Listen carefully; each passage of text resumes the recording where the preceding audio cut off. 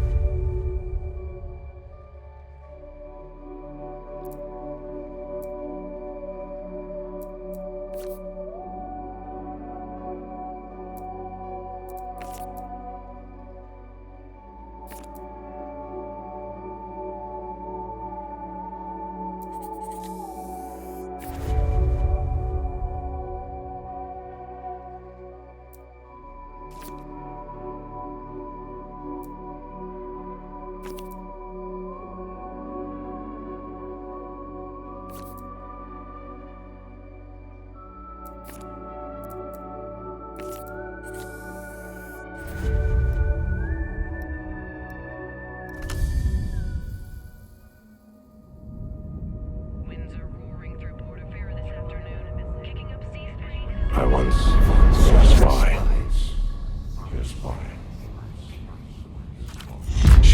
violent, erratic, cursed, an anti-personnel mine in human form.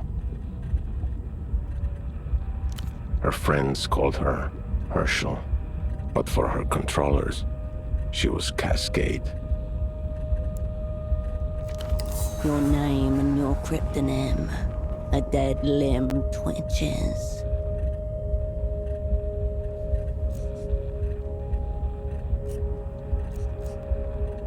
She made the cardinal error of her kind. She mistook her assets for friends. In the end, the contradictions caught up with her.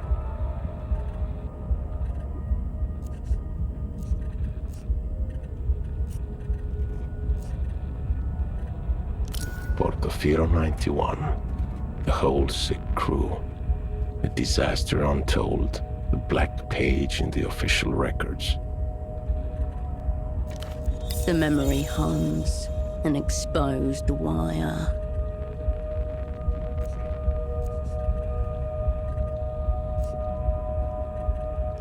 None at all. Yet here we are, standing over the smashed and leaking world. Some fool dropped it. One of ours, probably. She was recalled. They put her in the freezer. Forever, most thought.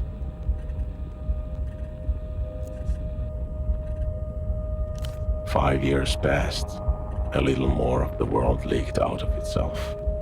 CASCADE's controllers ordered her back to Portofino.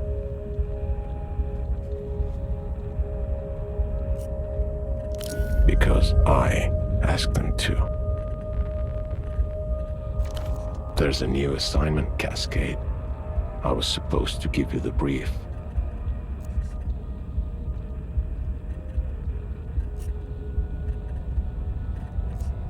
No one special, just an arm-like sack of cytoplasm, a special move unique to single-cell organisms.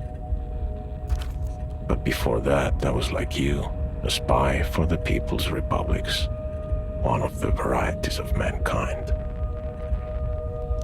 Right here, in an armchair in a safe house above a 24-hour photo shop in the city-state of Portofino. This is a dangerous place, CASCADE. I should never have come.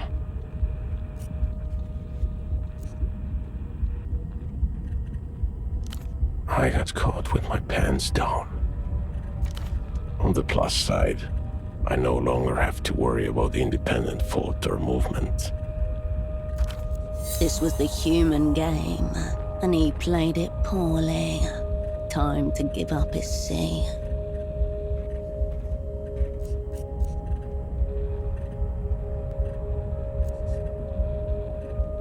Too late, operant. I'm smashed and leaking. Whatever happens has already happened.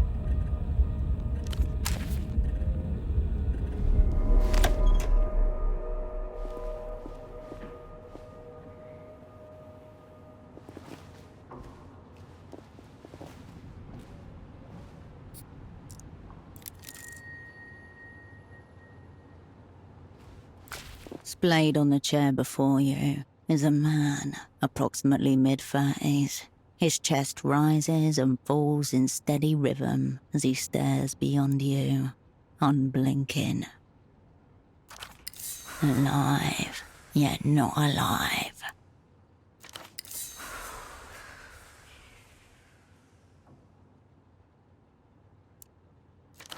A pair of headphones have slipped partway off his head, connected to a stereo system beside him. No response. His eyes are still fixed glassily on the ceiling. You get no response, no flinch, no twitch.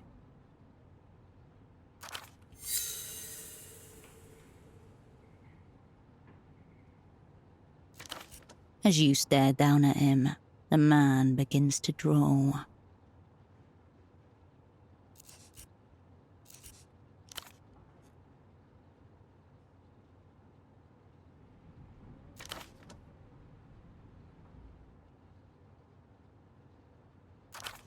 Horn-rimmed glasses, impeccably dialectical, more commonly found on book sleeve portraits of men decades his senior. The man seems no more or less assured than before. There is no smell of alcohol, nor any open containers, no drug paraphernalia either, just a loose cord trailing to the stereo system. Like a cosmonaut's safety tether. Stiff collared shirt, a snug brown jacket, and nothing below the waist but a pair of red briefs.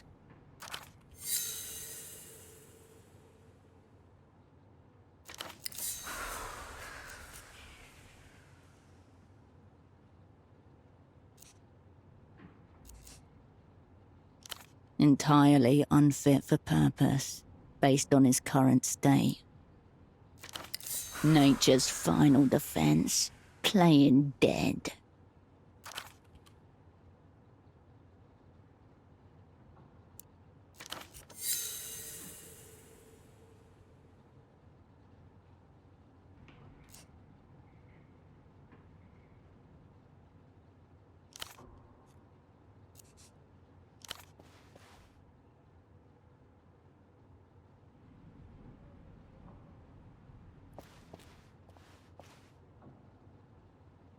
Your fingers detect a low, steady hum where jaw meets neck. Elevated, but not critical. What that means about his deeper condition, you cannot say. When in theatre, an operant must always prepare to be assassinated. Of course, it is better not to be killed.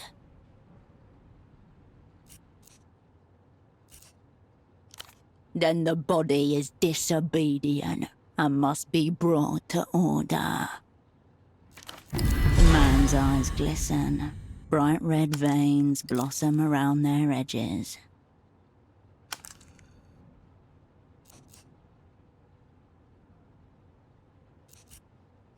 If so, he will have to become something else entirely. You both exist now, in different futures. However he ended up like this, the result is the same. Operant down.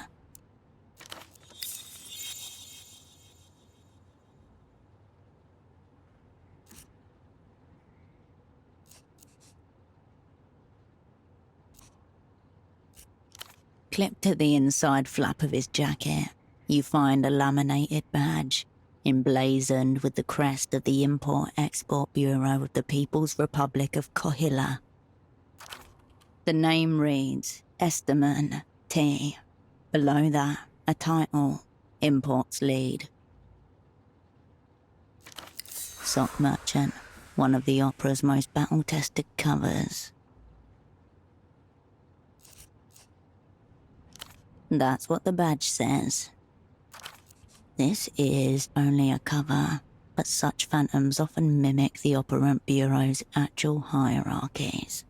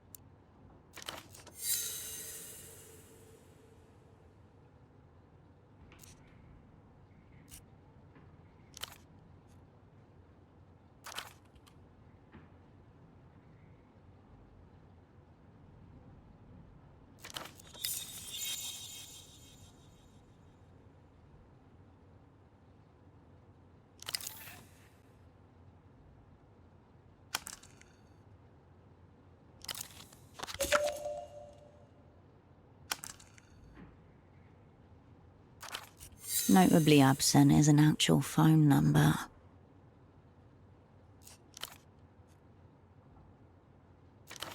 Into your pocket it goes.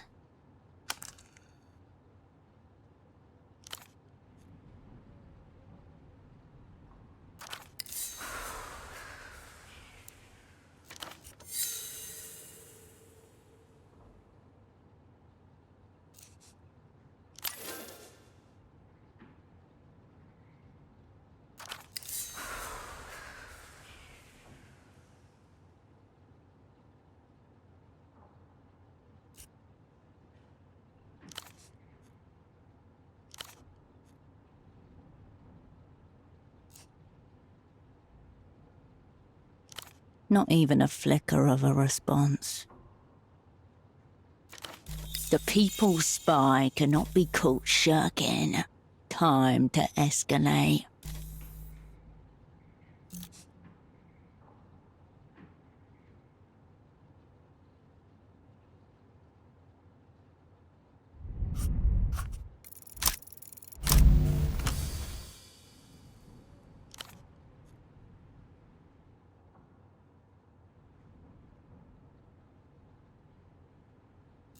The people's spies will not be caught shirking.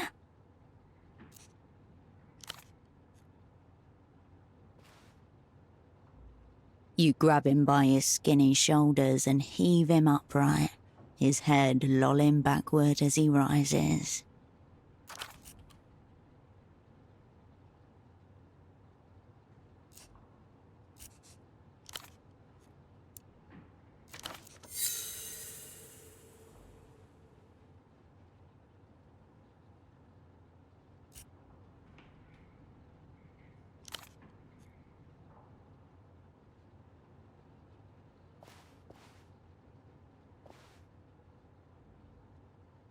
He lands in an awkward position, like a crumpled puppet, bony hips raised to the air like antennas.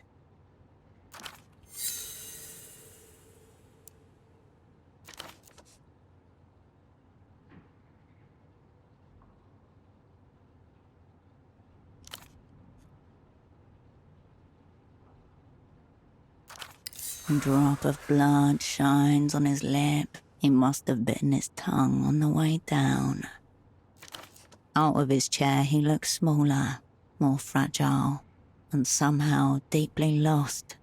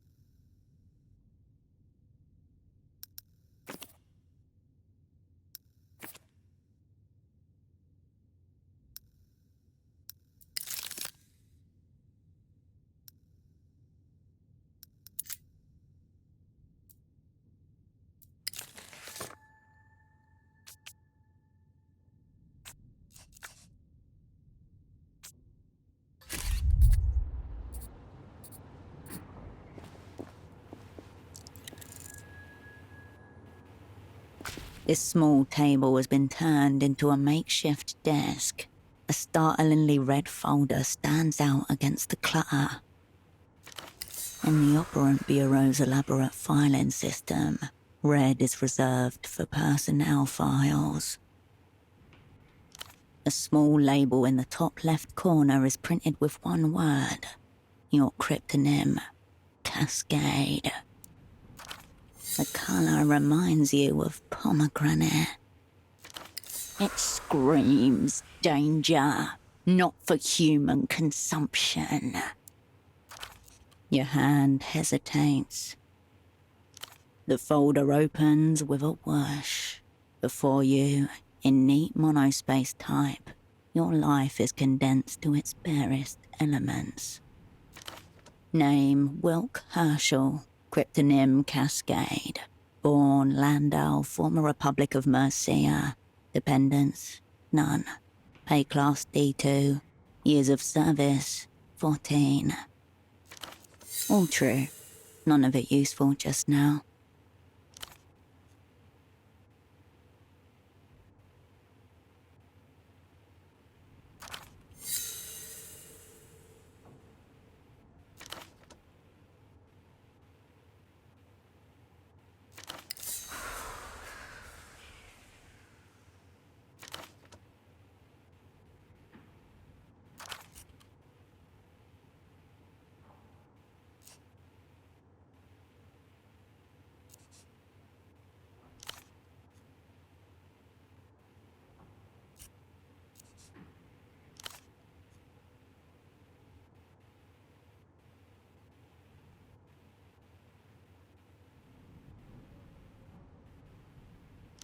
According to the opera's remembrances, raw facts are the totality of your being. There's another page behind this one. It's labelled Service History. A tingle in your fingers. Your head grows lighter as you approach the crash site.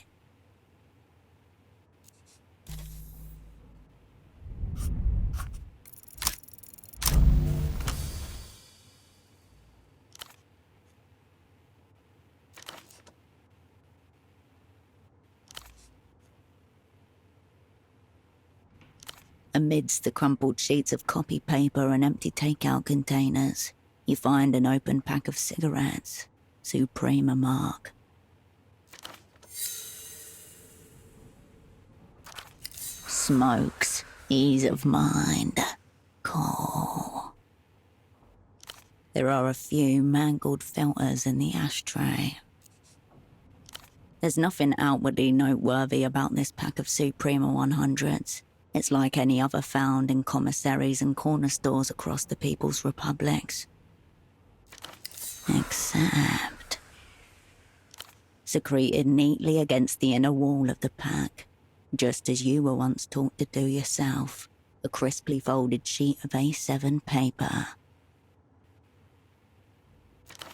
Bijupwul, Vubsquux, Ongs, Sixfazul, Exquum, Yijizva, Digarak, Ravux, Skilbach, Jittababake, Whatsup, Sift, Hugtok, Huichk, Slaw, Detruk, Relium, Nacht, Skvajuva.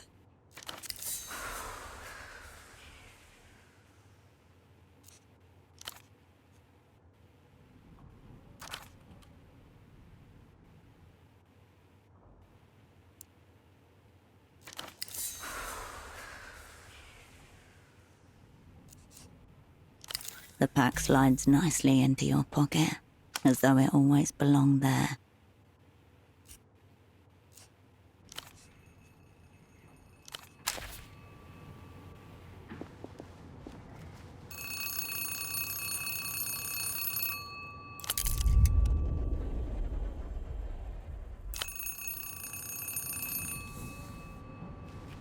You pick up the phone. The handset vibrates in your palm. Before you even finish speaking the word, the device connected to your phone base splits it into 256,000 encrypted fragments. The Magic Box, one of the proudest achievements of the Opera's Technical Services Office. Half a world away, a familiar voice splits into a corresponding number of fragments before coalescing again by your ear. Please tell me you have good news. The voice of authority, otherwise known as your controller. Operant, you made it. Your voice hasn't changed. Her voice is just as you remember. We'll get to catch-ups later. Put pseudopod on the line. You glance over at the man face down on the floor. A snail's trail of dried saliva glints on the side of his chin. You feel your mind starting to spin up. 5,000 revolutions per minute. For a moment, no one says anything. There's no sound at all, save for the blood in your ear and the electrostatic hum of the ultra-long-distance connection. Has he been zeroed out? Meaning eliminated, killed, rendered inoperant. The language of distance, a measure of cotton to muffle the fear. Heavy words, words that set machinery in motion.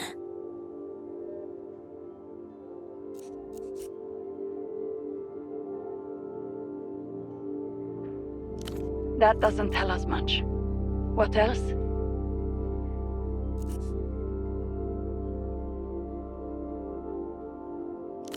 So what?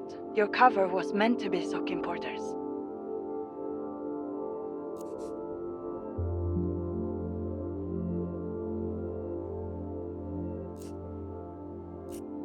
Excuse me, why the fuck are we talking about socks? We're not getting anywhere with this. I'll ask one more time. Is your double zeroed out? You must speak the word.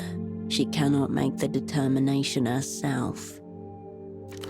Once you say it, there's no going back. The momentum of events will overtake you.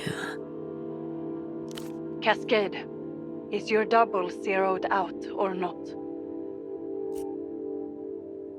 Right.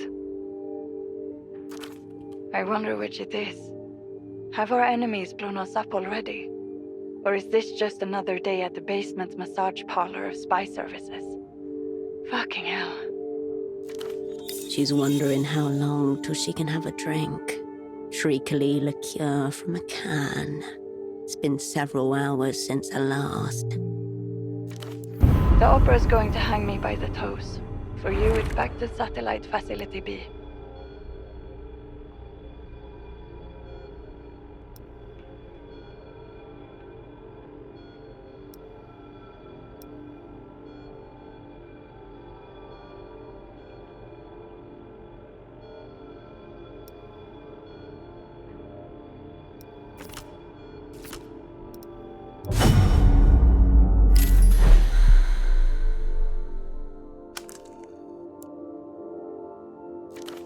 AKA the freezer, where the old, useless and discredited are consigned until they're dismissed or die of despair. The freezer. Shiver. Resist.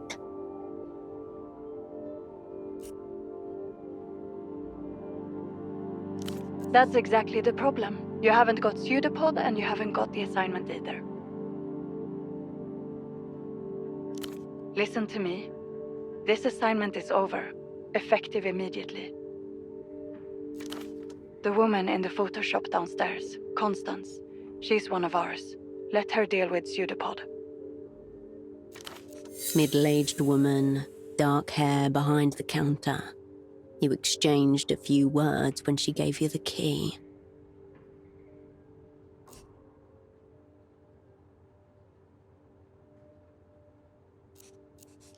As for you, we need to get you on the next aerotram out of the city. Already your mind is settling back into familiar grooves. Old mechanisms slide and click into position. That numberless phone line may be worth investigating. Perhaps the room contains other leads as well. They won't be expecting you back in the People's Republics for several days. Plenty of time for some self-directed espionage.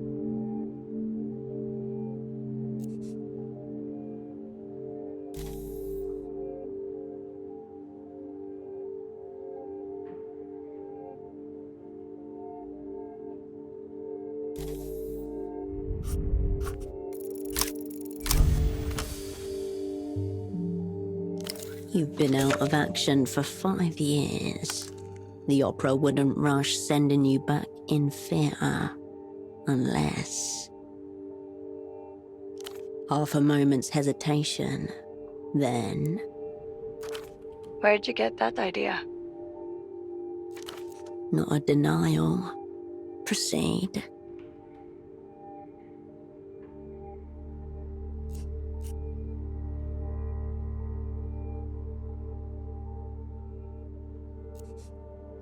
A highly original thesis, also completely irrelevant now.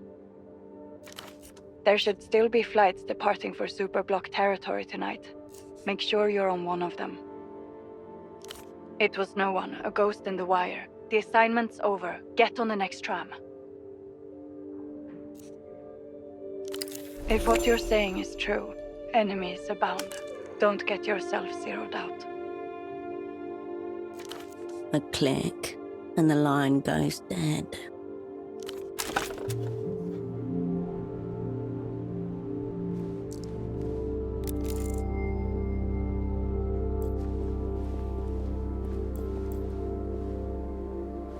A pair of men's trousers are hung delicately over the shower rail. If Pseudopod's pants were attempting to flee the scene, they did not make it very far. The front and back pockets are completely empty, except for a few pieces of lint. Your hoist-in must have compressed his lungs somehow, unless... You discover a small extra pocket inside the front right pocket. You slip 2 fingers inside and come away with a neatly folded sheet of paper. The page is notebook-sized and perforated along one edge. It reads, THA space 7 LES APR space 032 space WIFO space 9W space TBGFLW25. The missing companion to the cipher you discovered in the cigarette packet. Totally meaningless, yet no meaning can be made without it.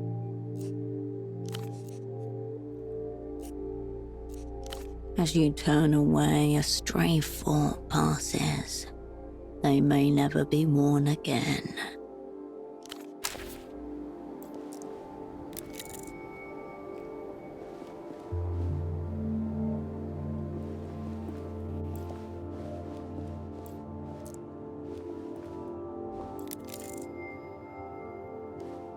Following the cord from your doubles headphones, you come to a mid-sized home stereo resting on a sideboard.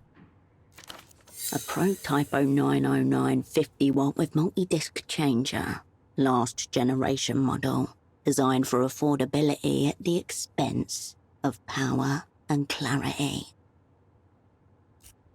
Through the translucent view panel, you see a single red disc loaded in place.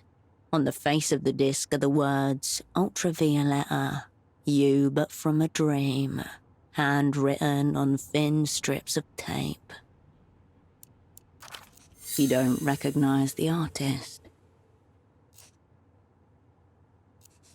The disc is loaded, ready to tell you. The chunky button makes a satisfying little thunk as you push it in. The plastic latch clicks into place, and the discus begins to turn. You know because the spindle is rotating, though the speakers don't produce any sound at all. No sound, save the thin layer of static that lines the inner cables. Amateur wire work. It doesn't appear to be. The disc is spinning the way it's meant to. Or do you? You can't tell. The silence is being overtaken by a different silence, like the slow darkening of night across the wall of an empty room. The static quiets as you reset the volume. A great relief shivers through you, though nothing has seemingly happened. A brief internal hum, then the disc slides halfway out of the machine and waits there, like it's trying to hide from you. You remove the red disc and place it into your pocket. You step away from the equipment.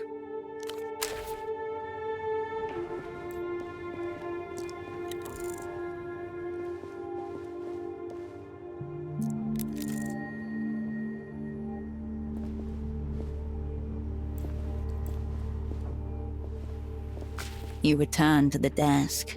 The red folder is still sitting on its surface.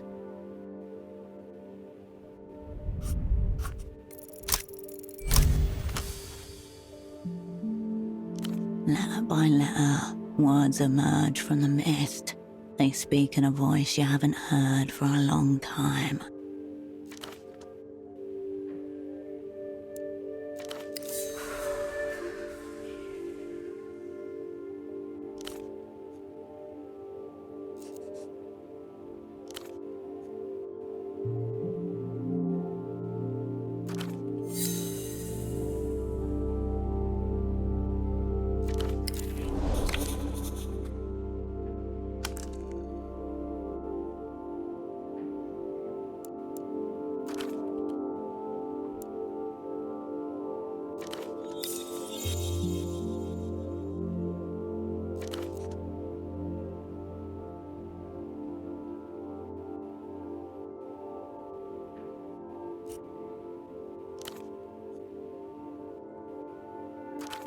The day beyond the window beckons you outward.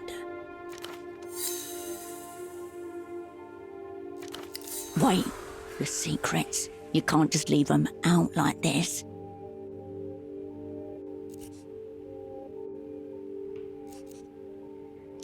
Like a dream, the nitrocellulose dissolves into ash.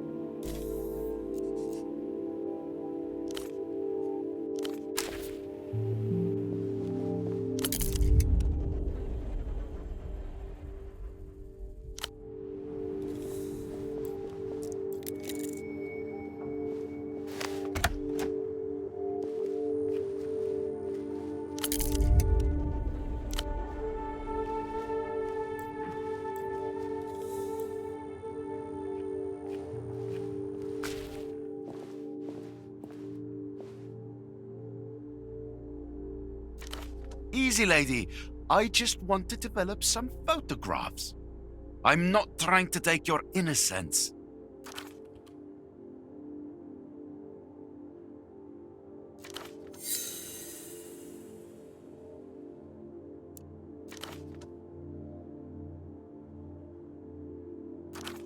You have a wild imagination. A little photo should not count as a crime. It's not like it's a loaded gun or something.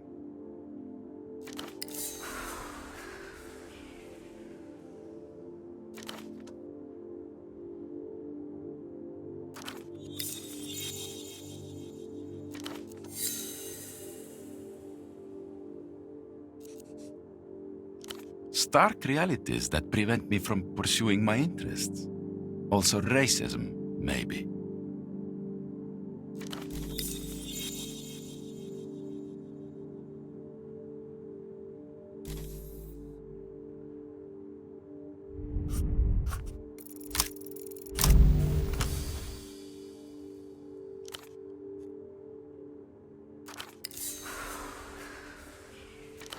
What?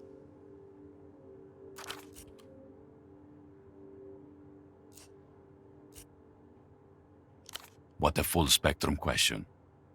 Perhaps you've been huffing photochemicals with this confused woman. Very well. Photo 24 can have this round. Thank you for this extreme stress I'll now carry through my day.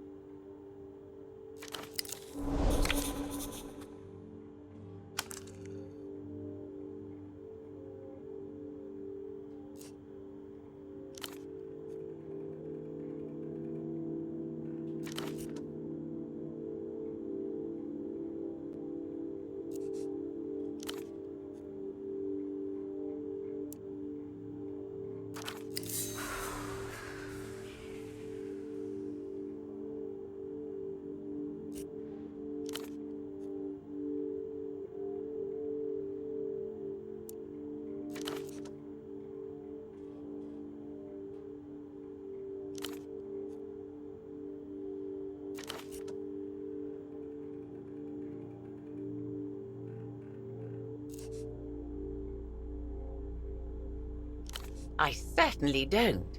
It looks rather flirtatious. Seedy business attracts itself. You might try one of the bars along Party Alley.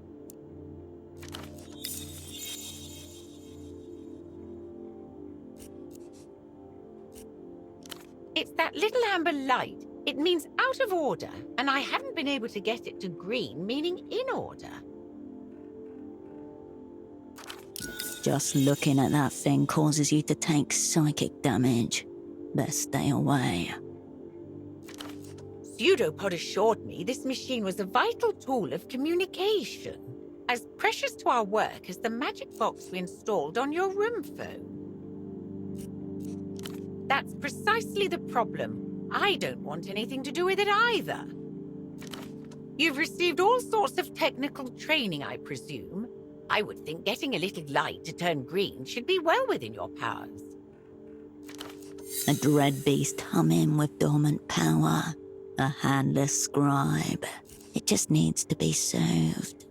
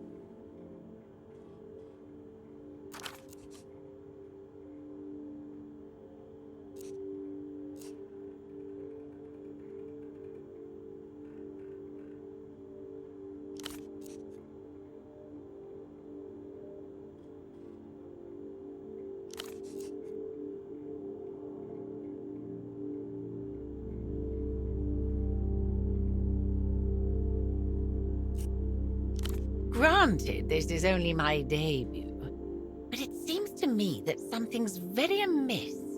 No matter what we do, nothing appears to go according to plan. Pseudopod assured me it's all part of the work, but it gives me a rather unsettled feeling. And now, well, I don't know whether that's intended to be reassuring.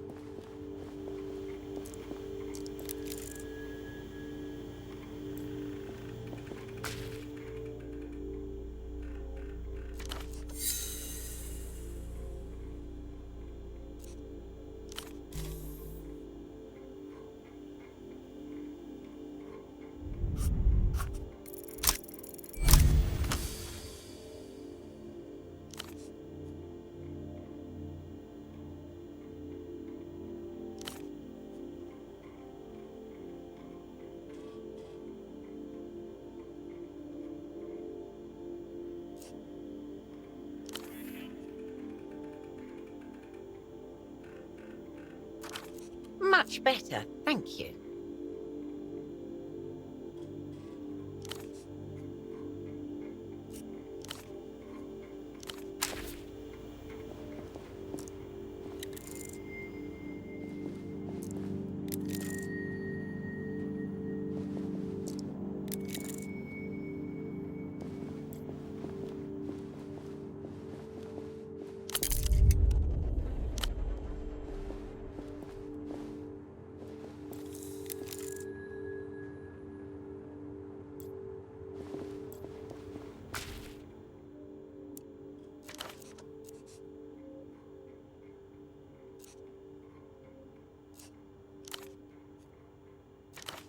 Wrong.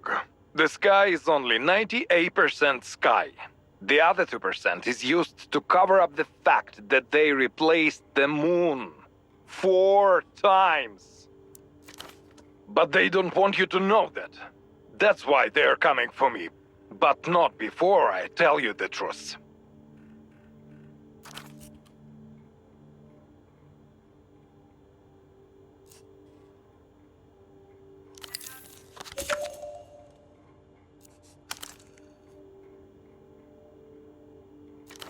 I am Subcommandante Beckman, and this is the reality situation.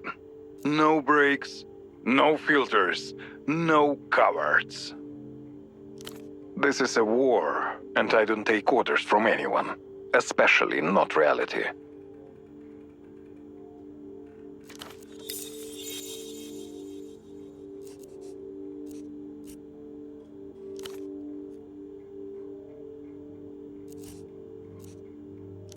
I know about the Boers. I know about iodine. La Luz's invisible aircraft carriers, weaponized nostalgia, microbial microphones, lunar obfuscation programs.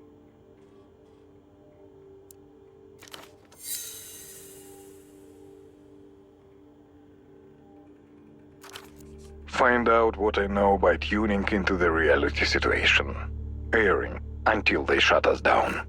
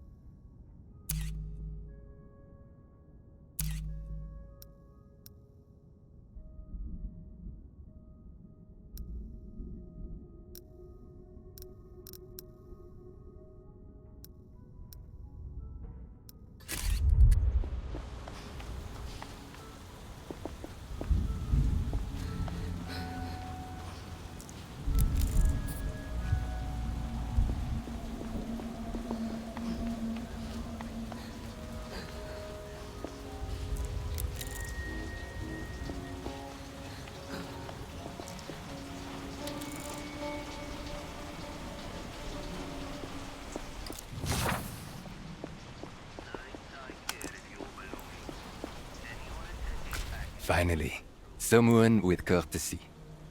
Do you know when the 9 is coming? A handsome man shifts in place, glancing over his shoulder toward the tram lines. Suitcases surround him.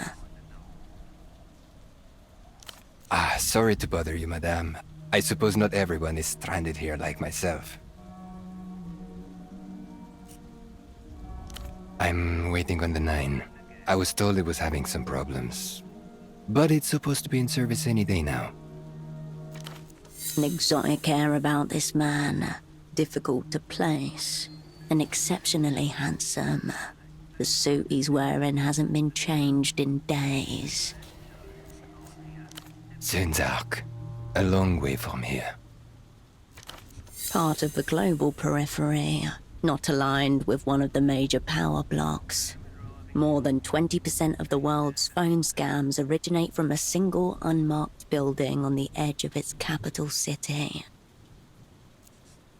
Home. I was told to take this tram here, Line 9. It's supposed to be in service any day now. I've been here a week. Enough time to grow accustomed to new surroundings and start noticing things. I agree. But what am I to do? It seems to be the only way out of this city. I would appreciate it. I did see a man like that some days ago, I think.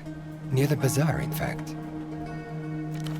Our sleeping brother. No, he was alone. Why do you ask?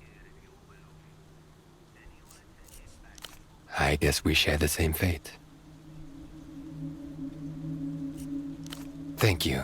I'll be here in the meantime, waiting.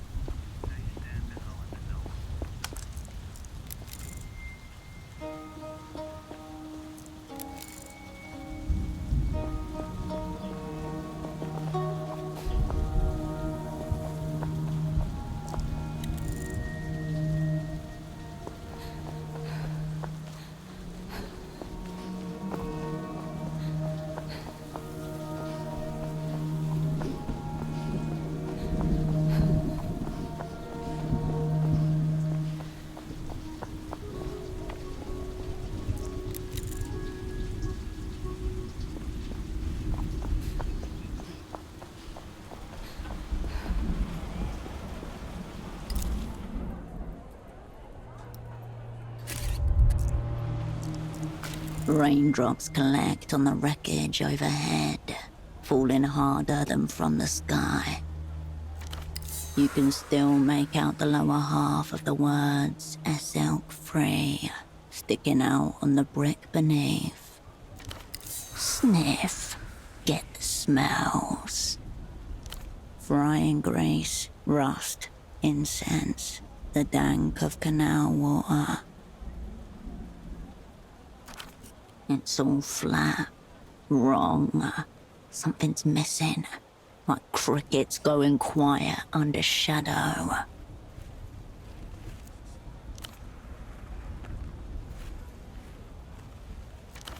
You also have the red disc from the stereo system. You could seek out a media vendor to assess it.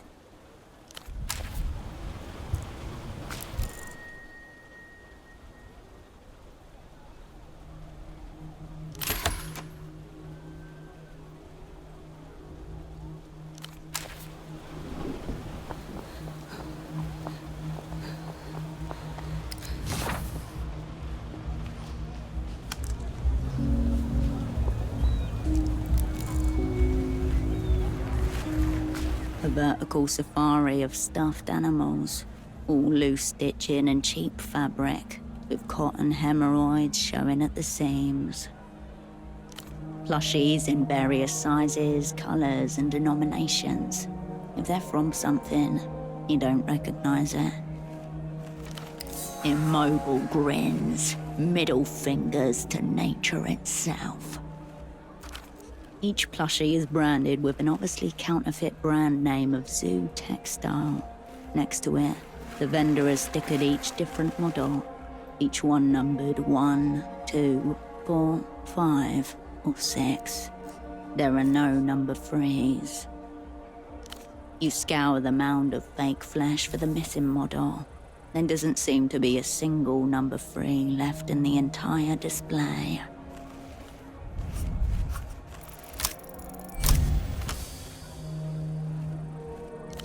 You must elevate your focus, clear your mind of the plushie's maddening absence. You close your eyes, burrow into your mind's folds, looking for a plushie-shaped void. You find its edges, you feel around it, making your thoughts plushie shapes so that they can fill it in. Finally, you realize plushie number 3 is you. None watch you depart.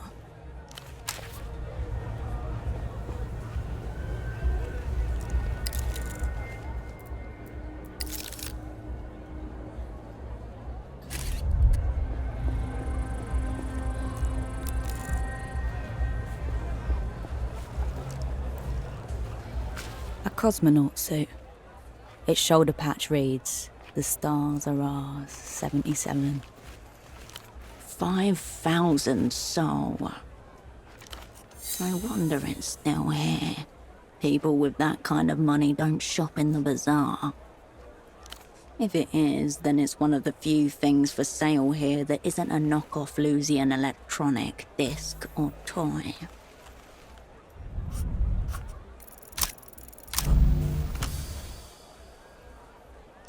You try to remember something of astronomical significance happening in the year 77, but all that comes to mind is that was the year you were asked to leave ballet. Same with oboe and watercolors and photography. None of this has anything to do with space, though. Your focus widens back to the bazaar.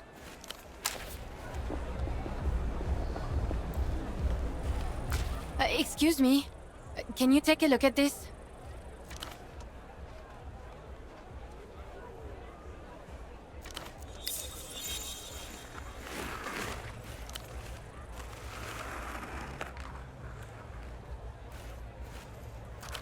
Have you seen him before?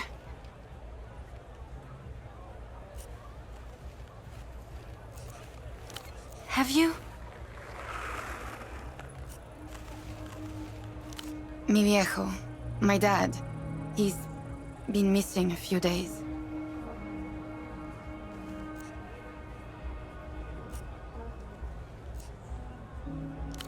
Right, I should have started with that, I guess. His name's Klantz. He probably just started walking and got lost. Old people do that kind of thing.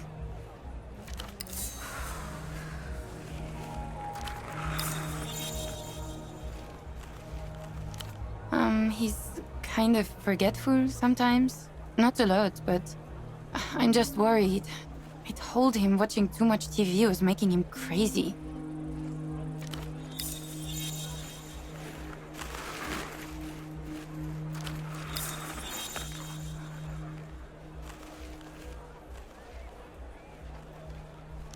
Bagman? Yes, that was it. After Dad retired, his friend Gilmar turned him onto the reality situation. They got obsessed, had them convinced they were truth detectives. Which apparently means someone who goes around looking for evidence of invisible aircraft carriers and iodine-deficient children. Dad and Gilmar were always following up on leads and calling into the show. Felt like Bagman was encouraging them, you know?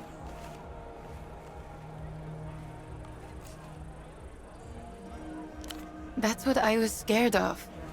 Look, this is kind of embarrassing.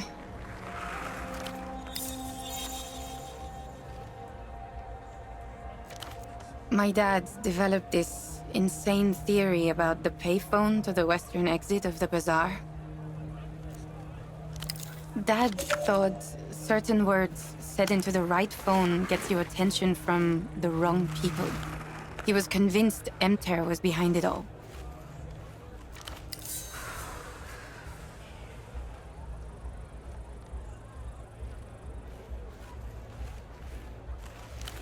Bagman did an episode on them, and so Gilmar started following random people, thinking they were from the bank. Not long after, he roped my dad into it. Guys in expensive business suits, usually. Foreign accents, verbally abusive, and tight with their money. Except when it comes to treating a client.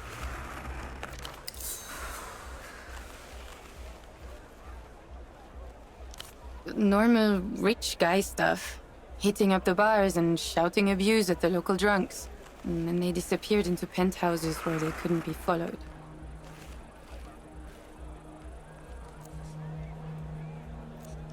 Mi viejo did, but Gilmar stayed out. And then he called my dad around 2 in the morning. He'd overheard something and was explaining it when the call just cut off. My dad went by his house the next day, but Gilmar wasn't there. I asked my dad if the phone call was a nightmare or if he forgot Gilmar was going on a trip. I thought maybe the show was getting into his head, you know? Dad really believed it, though. He looked for him for 2 weeks, reported him missing to the GMs. Nothing.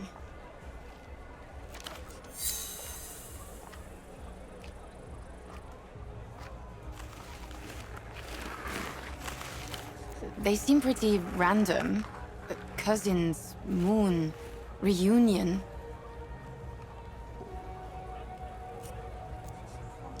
I guess. When he tried to tell me, I wasn't really paying attention to him. He had those written down on a pad in his bedroom. He told me not to say them if I used the phone. It all sounded so silly.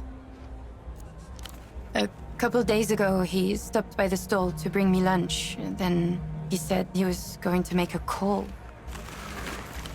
I wasn't nervous at first. I figured there was no risk of anything actually happening. And then he didn't come home.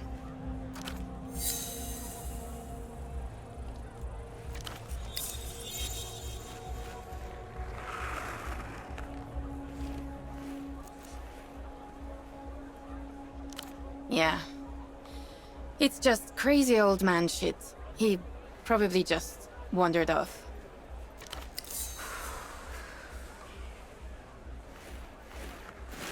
Yeah, thanks for humoring me. Don't pay too much attention to it. He'll probably turn up any day now.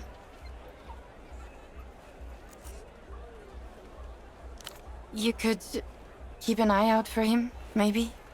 I just want to know if he's okay. Anyway, you want a wig? I hear they make you fun at parties. Oh yeah, he came by. Nice man. Talked a lot about socks. Not really. Wandered off into the bazaar.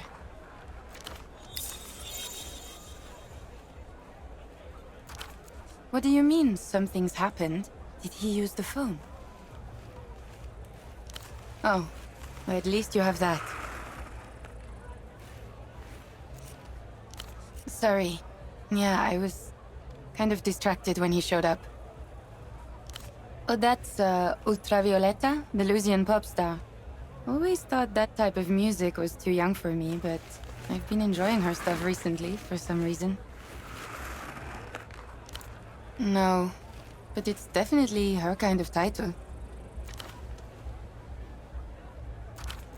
Weird disc, that. Oh, you should ask Petre at the music stall over there. He'll know more. Doubt he's an ultra, though. Thanks for stopping by.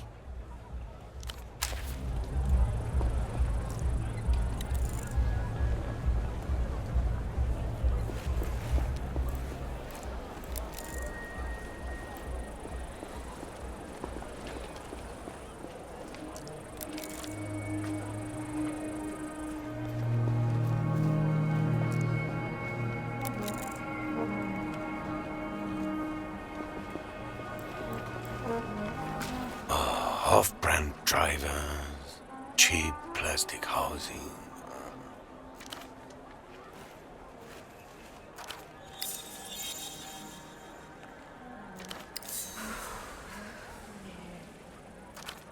Mass-produced excrement. These animals pleasure themselves in it.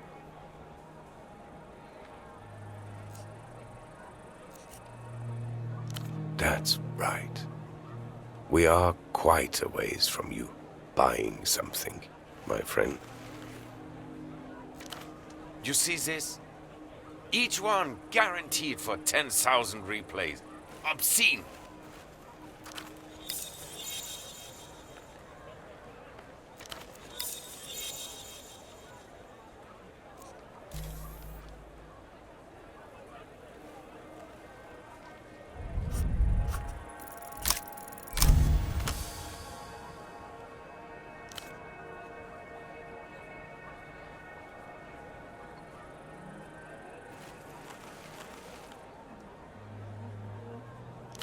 That's right.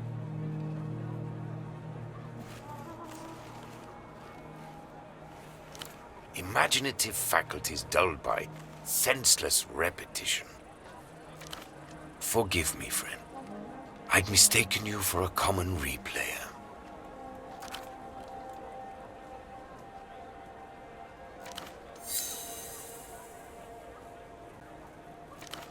Too much to ask, I expect, that you're a fellow Einzelton aficionado?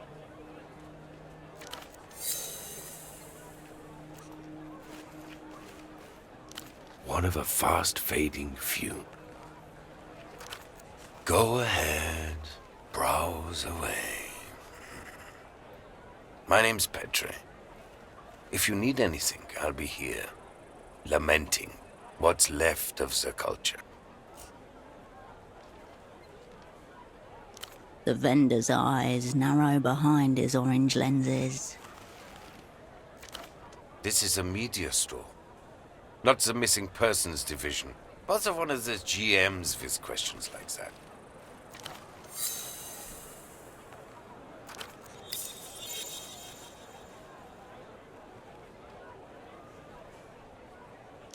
I try. So most of humanity fades into an indistinguishable morass of banality. This colleague, what does he look like?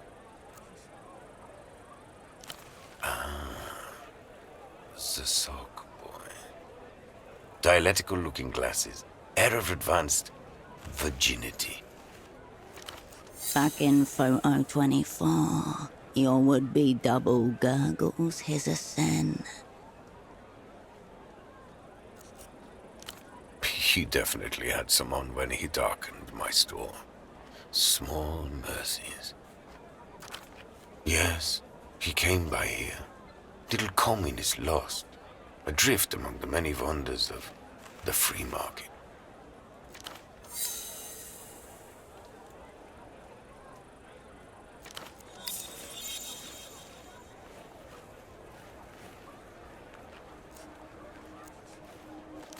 Air of a child hastily abandoned at a fire station, waiting on a mother who won't be coming back.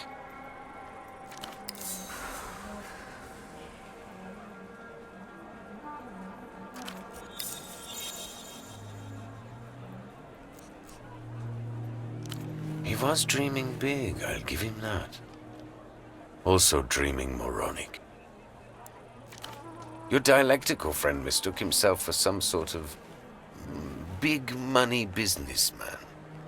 He wanted the bazaar to import superblock hosiery. Socks to start with, but there was talk of cotton tights, even stockings if the venture took off.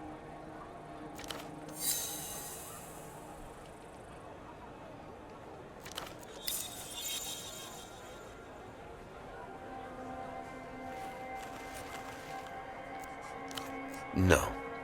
And to be honest, I wouldn't have wasted the stock. He seemed immune to music. Of course not. I don't sell socks.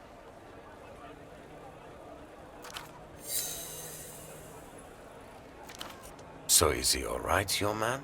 Or what?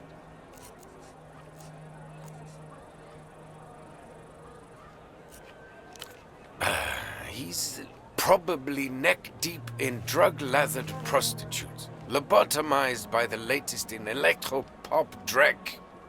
Wonders of the developed world.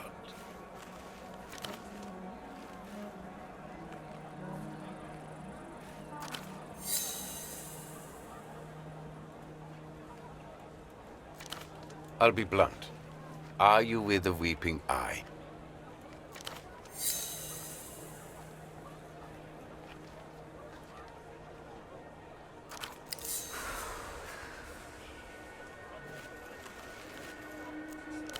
Because they've been especially active here recently.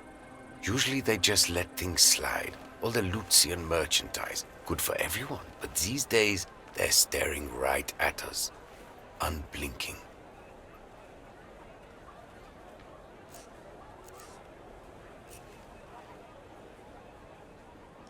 Keep them. If things get too hot, I can always slit my wrists with a shard of Velodis before they take me down. My point is, your colleague was asking questions. Now, something's obviously happened, and here you are, also asking questions. Given the current climate, no one wants to answer these questions, least of all, me. Then I would attempt to educate, obviously. I'm not some kind of street hustler, friend. My merchandise is mega premium, the best this side of the big blockers.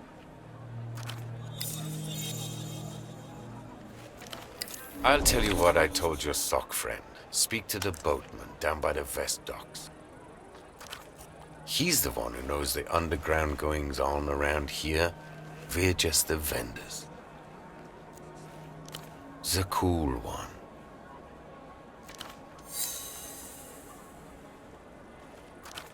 Excessive sunglasses. Relaxed aura, likely on a boat. No way of confusing him. Wonderful. Now for all our sakes, please say no more. If you want to talk media formats, I'm your man. This other stuff... Strange how? Format or content? He takes the disc warily. An Einzelton XR.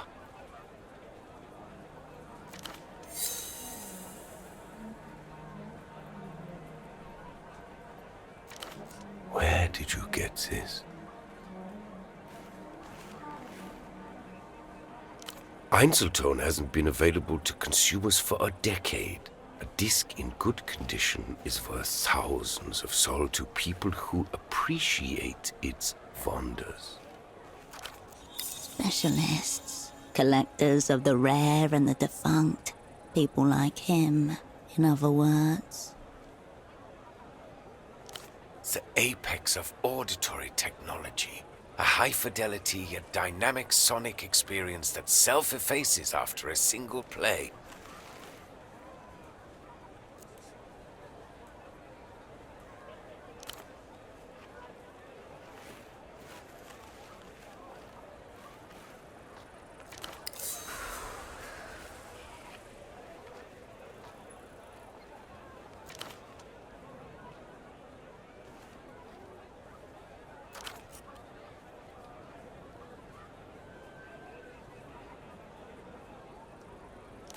A magnet embedded in the disc erases its contents as it's being listened to.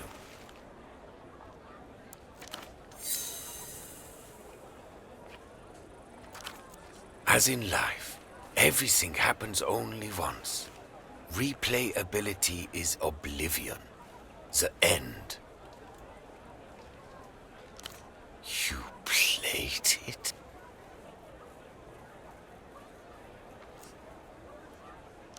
And what? You thought to defile a corpse a little more just for fun? I expected better from you. Better they recalled them all years ago. Better a mass manufacturing fault than this, to save them from this humiliation from being passed around like...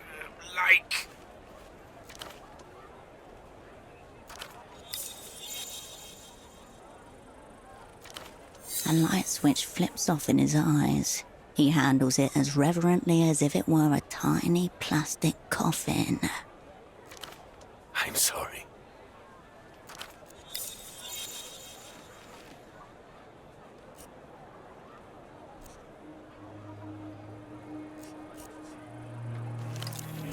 It can only be ultraviolet. Degenerate Lucian Electrodrosser. There's a new fabricated star every day, it seems. But she's the top of today's pile. Lucky you. This ultraviolet has gone missing at the moment. Kidnapped by counter-fascist radicals, whatever that means. Lucian marketing plot, if you ask me.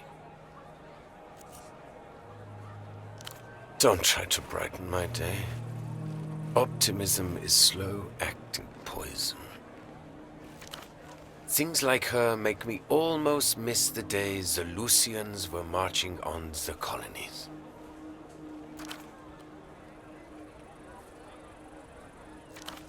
None of this is the Einzeltones' fault, of course.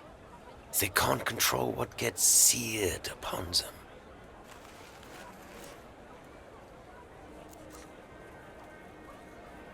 You seem to have misunderstood my soliloquy. It's done. No mass. The beauty and the tragedy of the format. I hope you dispose of it with dignity. I think a private ceremony would be most appropriate.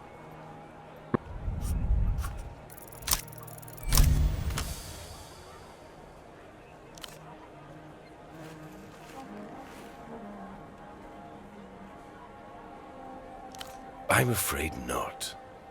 The format is near obsolete. Einzeltone is the past, yet it contains the future. How exquisite.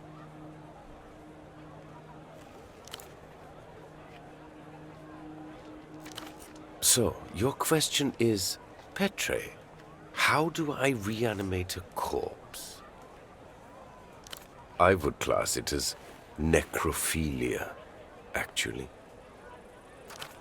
I'll be honest, the thought is so disturbing to me that I've never entertained it before. But theoretically...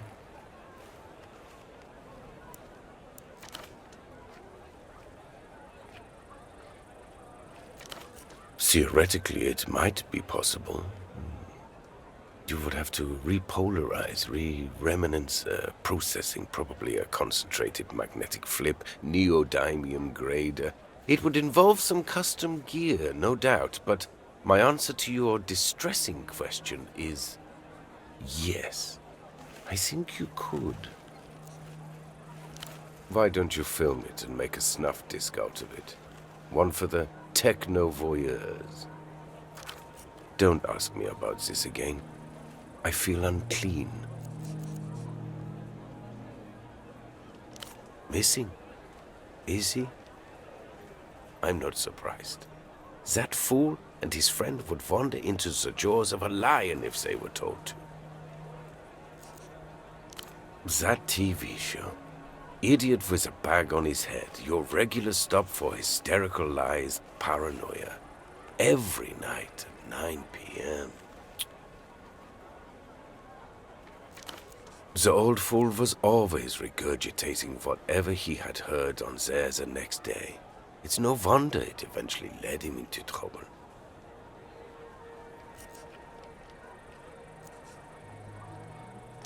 Maybe not.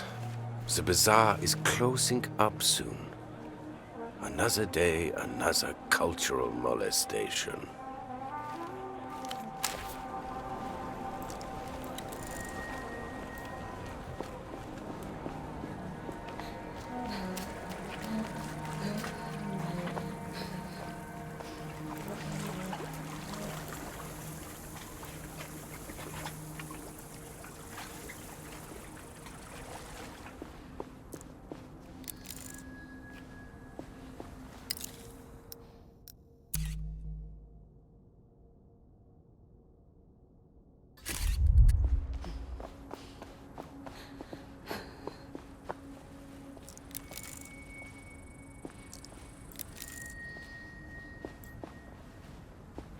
You approach the steel door.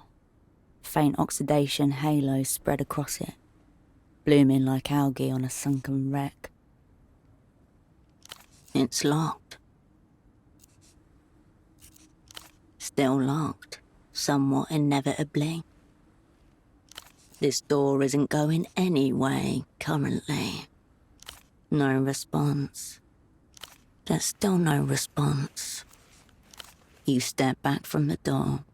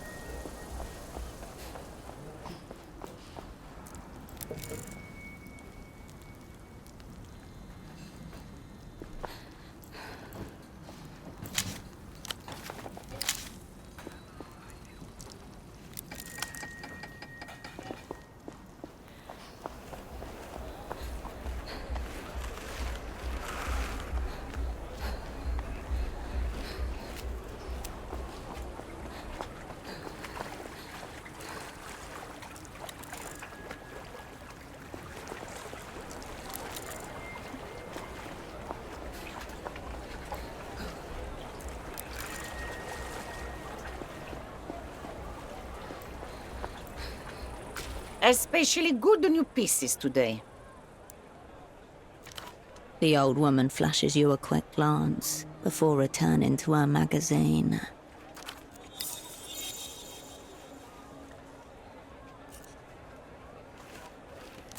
Just browsing, browsing. She angles her magazine away from you protectively. A flash of light from between the pages. She's hiding something in there.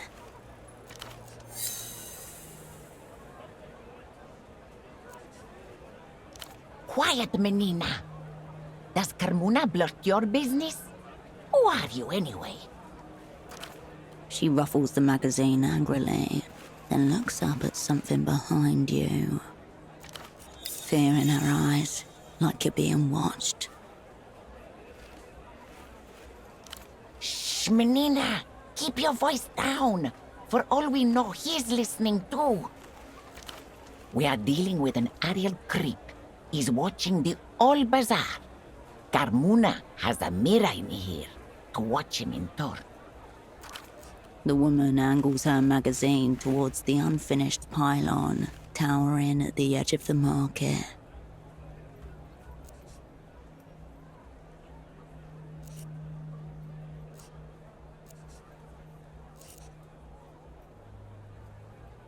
Nothing good or old about perving.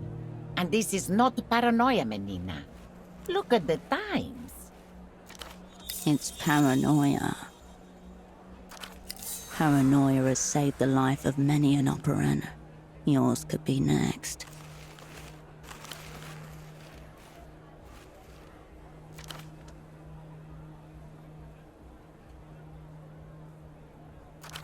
He is creeping, keeping watch on behalf of Polaris Nozu, monitoring our ways, is spying our comings and goings.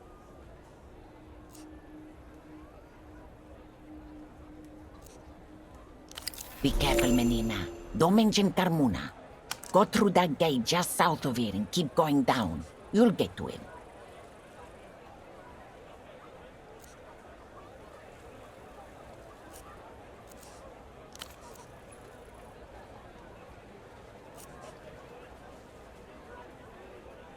You?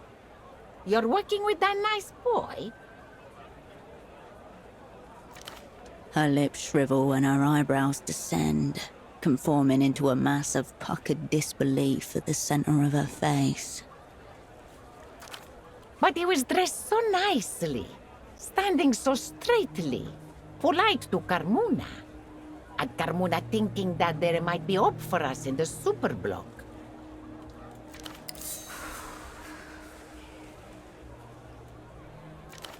Uncurl yourself. Flaunt your fine communist spinal column. Carmona will hear nothing of trouserlessness or shitting. Unless, of course, you are buying trousers. In which case, rack.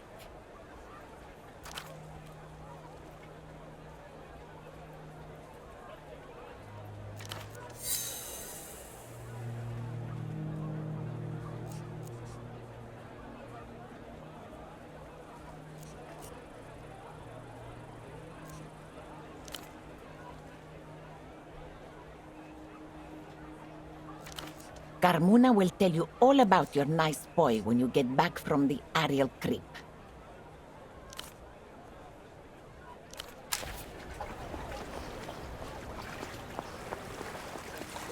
The gate is bound to the pole by a thin steel chain. You push the gate. The metal creaks, but it doesn't move.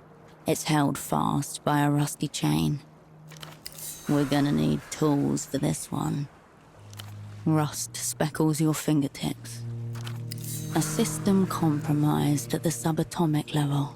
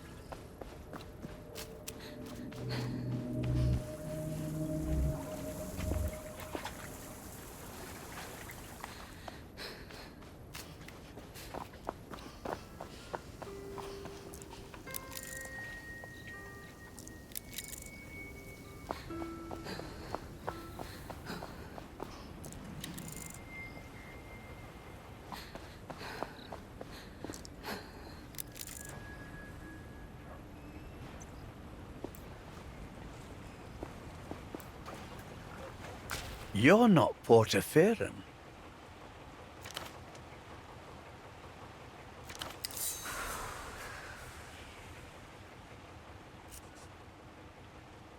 Vows like that? I don't think so. I was going to say you look Mercian, but now I hear your accent. You sound it too.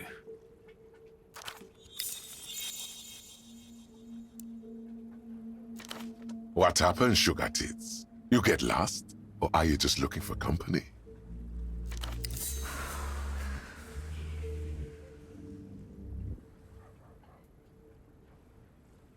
Ah, come on. It's just a term of endearment. Ha! Do it anyway. I would pay to see that. Would you pay to see that, Joe?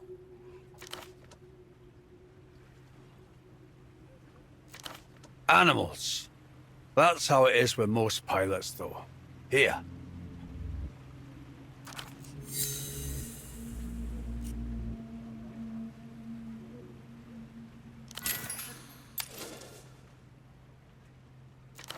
We're all strangers in this city. Why don't you join us? We've got nothing better to do. At least until the phone hugger over there fucks off or dies.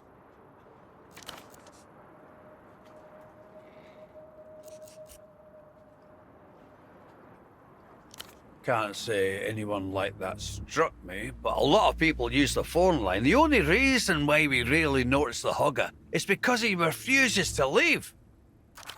I would say ask the Duchess herself, but she doesn't talk about clients with other clients. She's professional like that.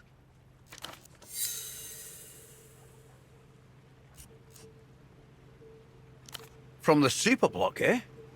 Interesting. But no. Pseudopod. It's as though he had been as much of a non-person when he was alive as he is now. Just another foreign money, man. City's been full of them lately. Stuck-up little shit. Strolled in one evening, couple of nights back, picked up the phone and hasn't let go of it since.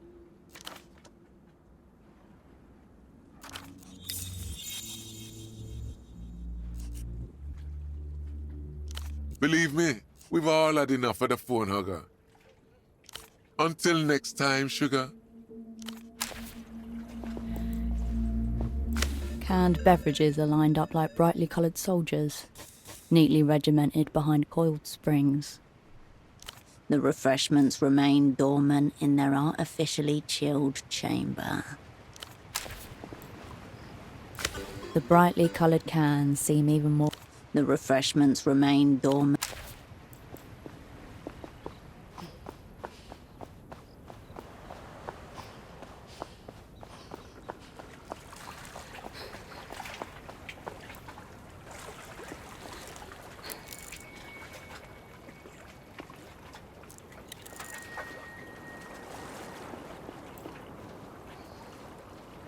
Unwise to your presence, a lanky young man presses the handset against his flushed cheek. He practically clings to it, like a shipwreck survivor holding onto a piece of driftwood.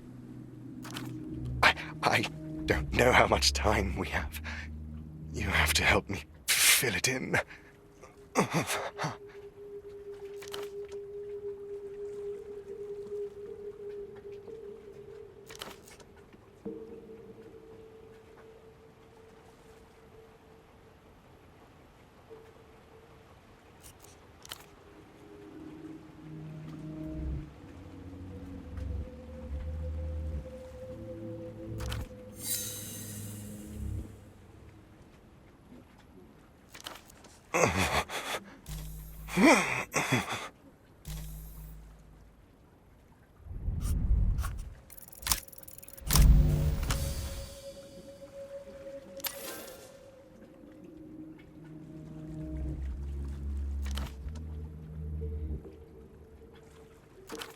Tell me I'm not meeting your expectations. Tell me I'm a worm before the mystery of the gap. So close. You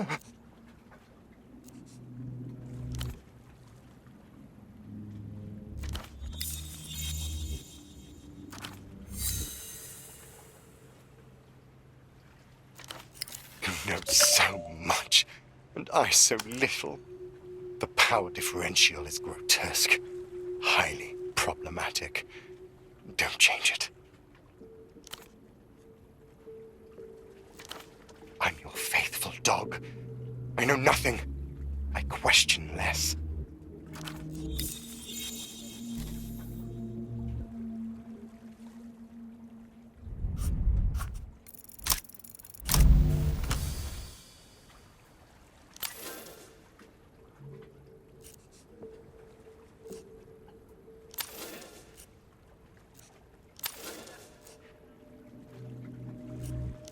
So close.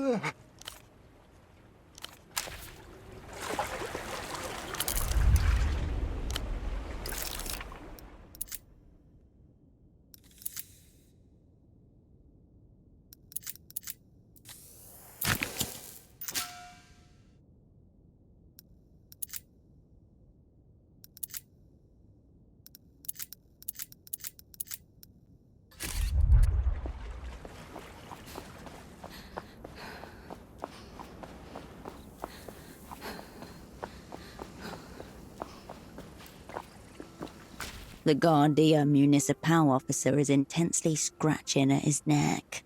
As you approach, he wipes his hand on his pant leg.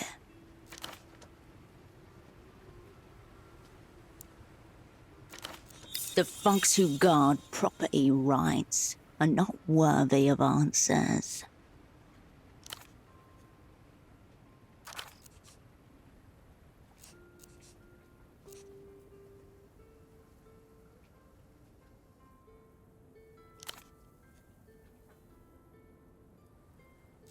Scaly reliefs and cracked plates, like some diseased armor.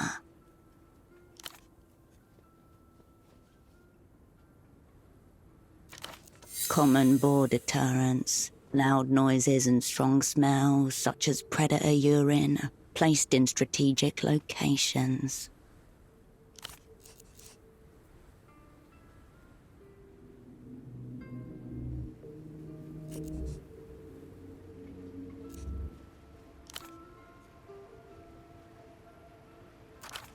A tinge of affection.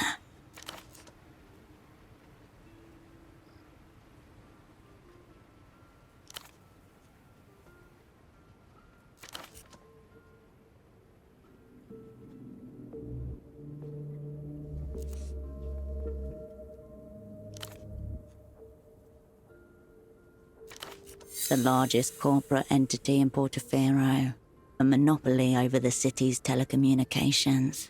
Their logo is a cheerful dolphin.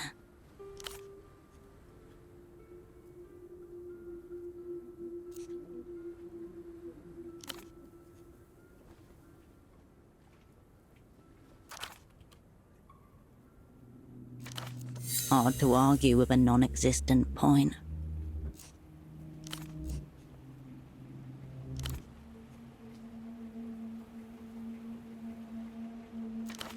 On.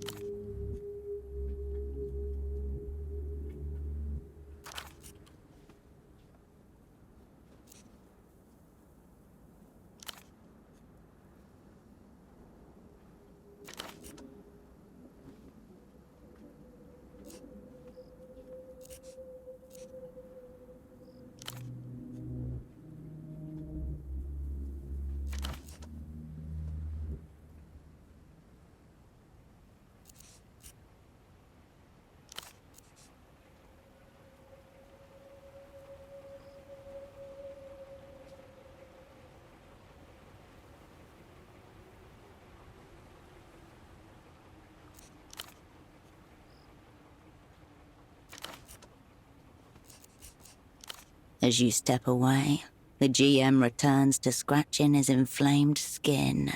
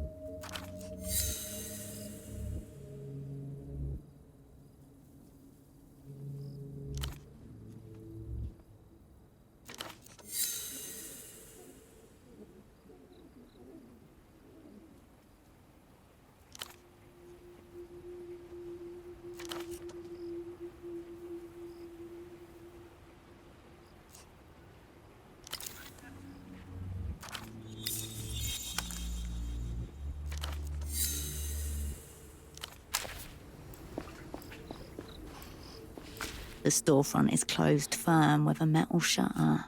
Plant life sprouts from cracks in the brickwork, growing over the aluminium.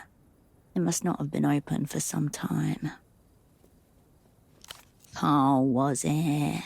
M plus Y. Carl. Unstoppable trade forever. Marito is a dog rapist. You lift the shutter gently. It resists. Locked. You turn away from the storefront.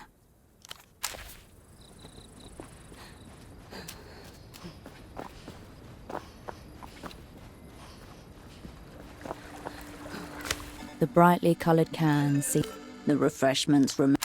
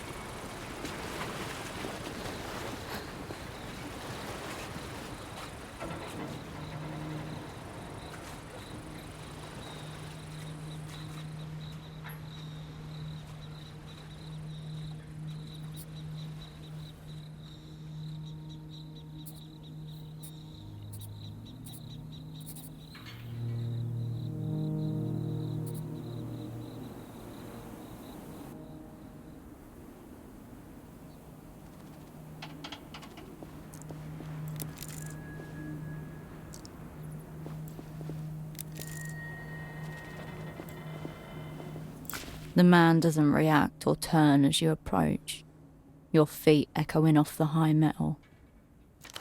You've come a long way. Fortunately, the view just about compensates. I'm being punished. My employer has placed me in an impossible position.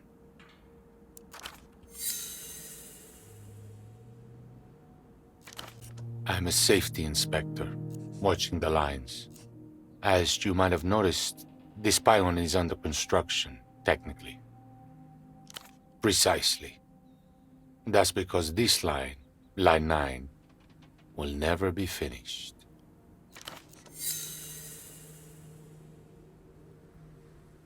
Then they would be waiting a very long time. Where to start? This pylon's angle deviated more than expected as the concrete set. Hazardous near water. Shouldn't have skimped on materials. Then there are the clearance issues. The party alley rooftops are higher than the building department's official records.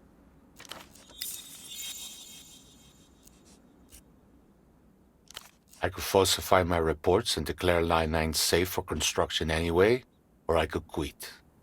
Either way, the company can't lose. I wasn't always. I thought about throwing myself off this pylon, right where you're standing. I used to fantasize about the GMs dragging my waterlogged corpse from the canal.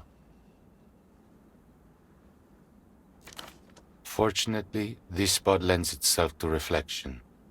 Contemplating my punishment helped me see how to live with it.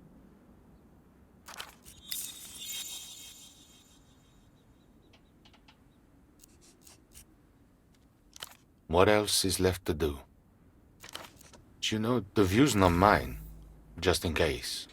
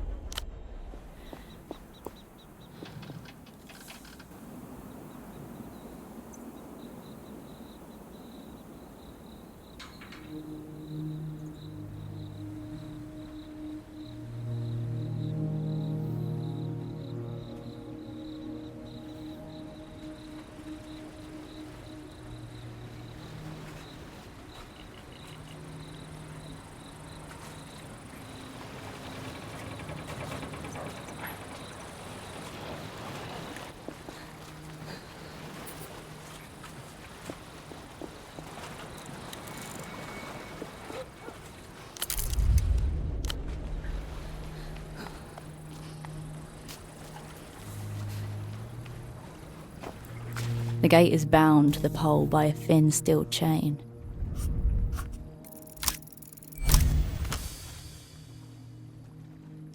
You take the chain between the beak of your tool and push. Muscles tense, the chain resists, trembles, and collapses in a jangling heap at your feet. The metal creaks and gives way. The chain lies bleeding out on the cobblestones. In another life, it would have been a serpent.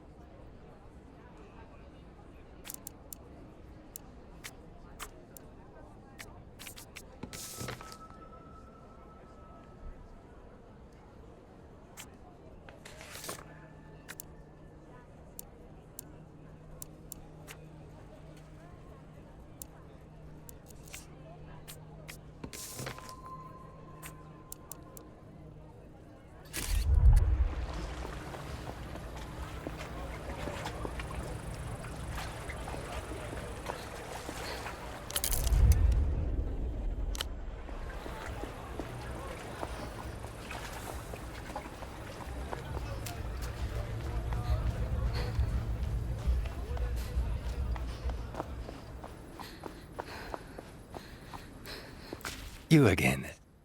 Any updates on the 9? But how can that be? A gentleman from the Carabineros said it would be in service any day now. A handsome foreigner. The Carabineros were playing a trick on him. You'd think with all the empty money this place has gotten, they'd have fixed their aerotrams. I can't believe this. Where I'm from, the gendarmerie are bright and civic-oriented. What am I supposed to do now? There used to be a more direct route via Hershel, but the border has been closed since it was re-annexed by La Luz. The Luz, once a powerful empire, now reconstituted as a modern techno-fascist state. The rising military and cultural power of the day. Luz. Techno-fascists. Enemy. It's not so easy to get around as it used to be, you know? The man turns back to his suitcases. You keep walking.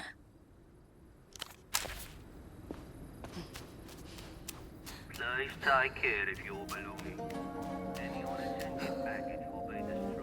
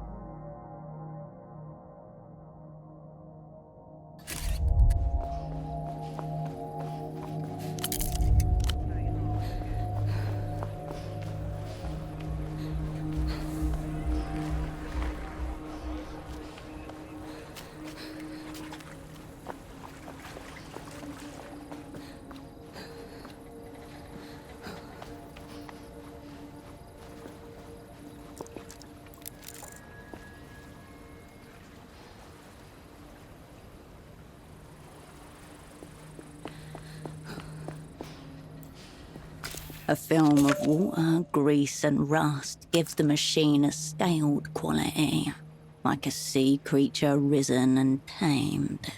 The beast reads, Porto Engenharia at its foot. Designed and built in Portofino, back when the city still had the industrial capacity to manufacture on this scale by itself. Cold, rough, unfeeling. You scan up and down the docks for machinery, but find none. This must be the last of its species. The crane may lift imported and stolen wares, but the machinery itself is homemade engineering. This isn't just practical, it's pride. Seabirds squabble overhead.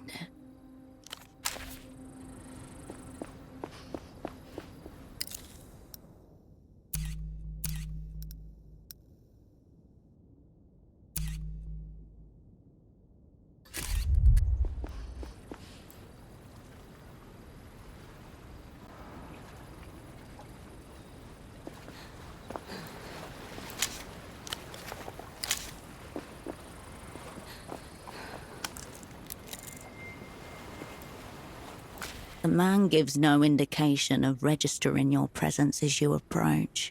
His mirrored sunglasses are turned upwards.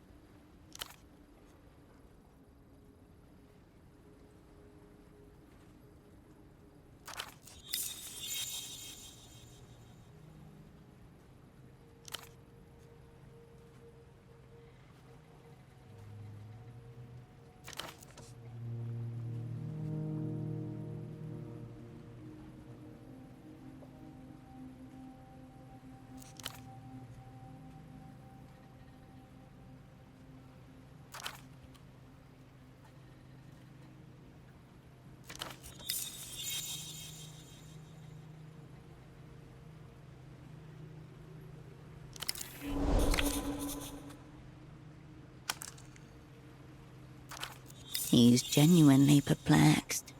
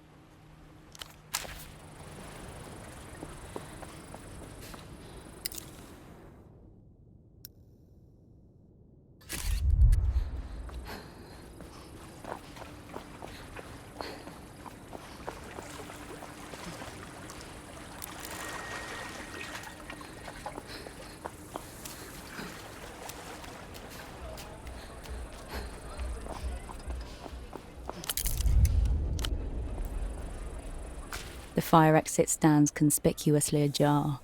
Someone has wedged it open with a ball. Wrong. Ball wants to play, not wedge. A hallway. It's just a fire exit. A fine place to hide in a moment of crisis. Marked and remembered. No, it's a trap. Must be destroyed.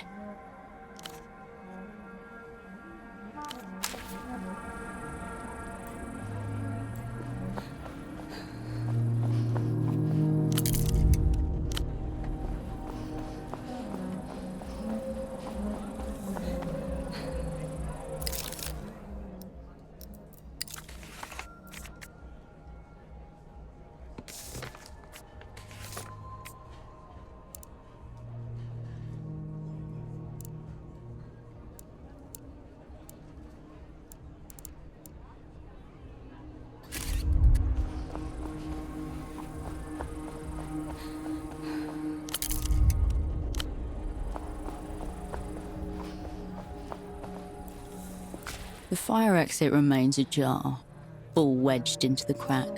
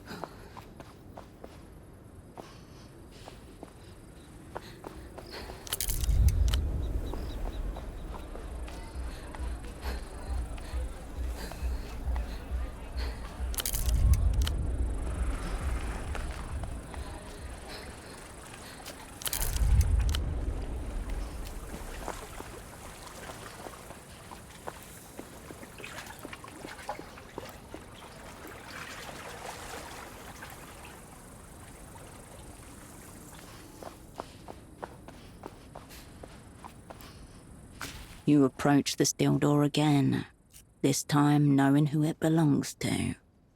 Silence from the other side. Below you, the social static of the bazaar muffled by distance. You get no answer, no twitch or shuffle behind the metal. But you get an impression of the room, a vibration. Somewhere between crime scene and radioactive accident. A brief tremor runs through the metal, but it doesn't budge. Humans dominate doors every day. Hurl this one back down the pecking order. Stop. Don't enter. Don't break this seal. This doesn't have to be yours. It's a standard lock, pickable by the right hands. The right hands would be holding tools for lock-picking.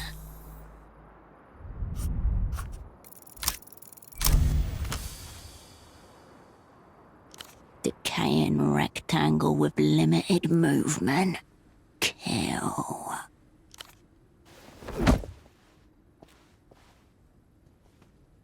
The frame screams in protest, then concedes as you fling the door backwards into the room.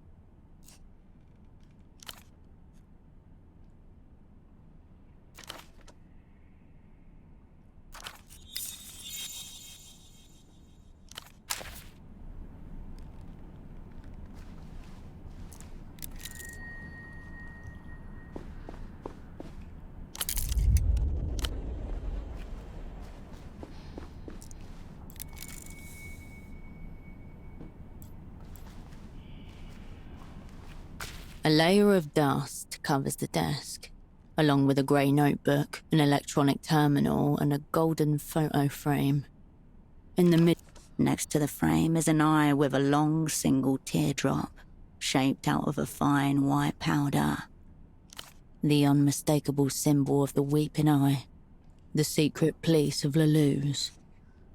It's soft and ringed. The word accounts is written across the top in black marker.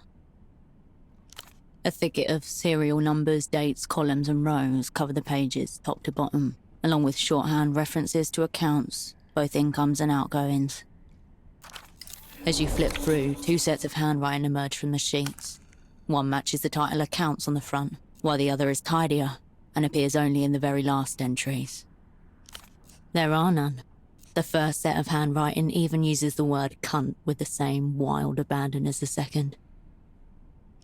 The first set of handwriting dates back years, a sloppy all capitals which must belong to Tempo. The second, newer set appearing about a week ago is an elaborate looping cursive. Some of the eyes have hearts instead of dots.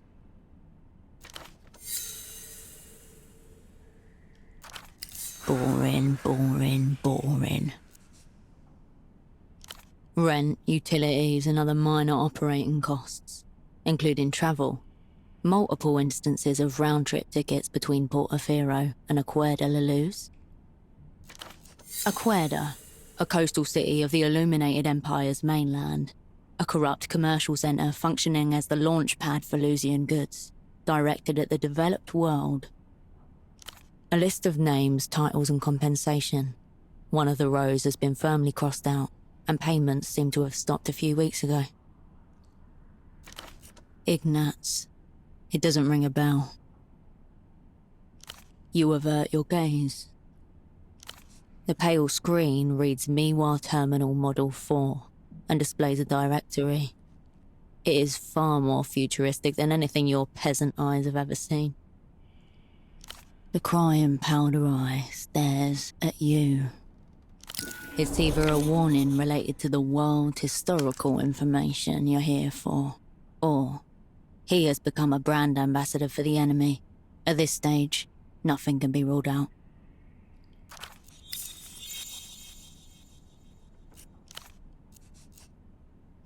The finger looks like a pale tram carriage, covered by late autumn snow, about to arrive at the station.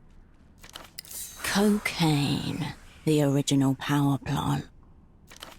Hershel, no. If gasoline could kiss, this would be the perfume on the collar of its shirt. It loses its shape, becomes liquid-like, then it is a part of you. Cocaine. The eye on the photo frame is no longer weeping. As you turn the frame around, dust falls and a blade of light momentarily obliterates the row of faces presented. Inside your stomach, a family of spiders start crawling up towards your fuck. Rising from the damp cellars of regret. Taxman. Estoc. Virtue. Radiant. Kindred. Holocene. Known to the opera as the whole sick crew. Unknown to you as those friends you left to die 5 years ago. You abandoned them. They were counting on you, but you only thought of yourself. You scared, selfish little cunt. Do you smell the crippling failure oozing from your skin? Do you feel the secret knowledge of your aching shame pulsing in your skull? You slip the photo out of the frame, into your pocket.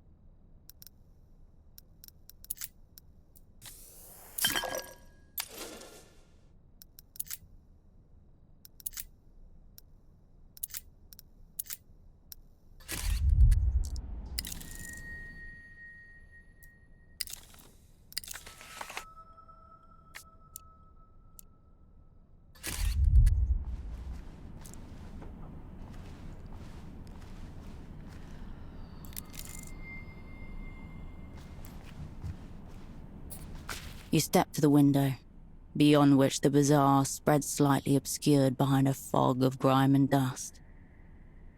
You gather up your sleeve and exhale onto the window, where your breath reveals a clear handprint in the dust. The condensation from your breath fades, taking the print with it, but you know it's still there. Nighttime finds the bazaar nearly empty. You observe a few teenagers and individual souls going about their routines. Just like the former overseers of Silk Number 3, standing at this window, studying the movements of the dye workers, looking for signs of disturbance. Or signs of the revolutionary consciousness organizing itself.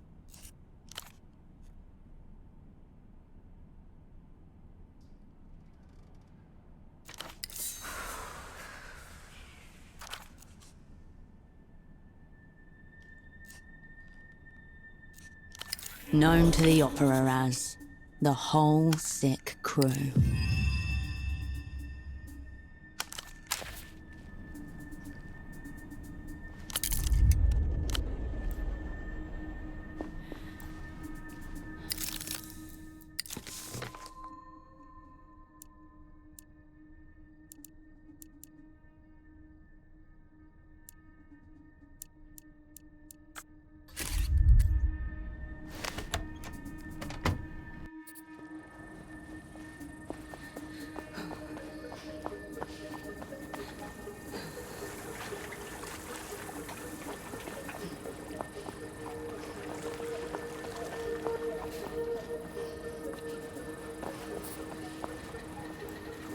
The smuggler inclines his head in silent recognition.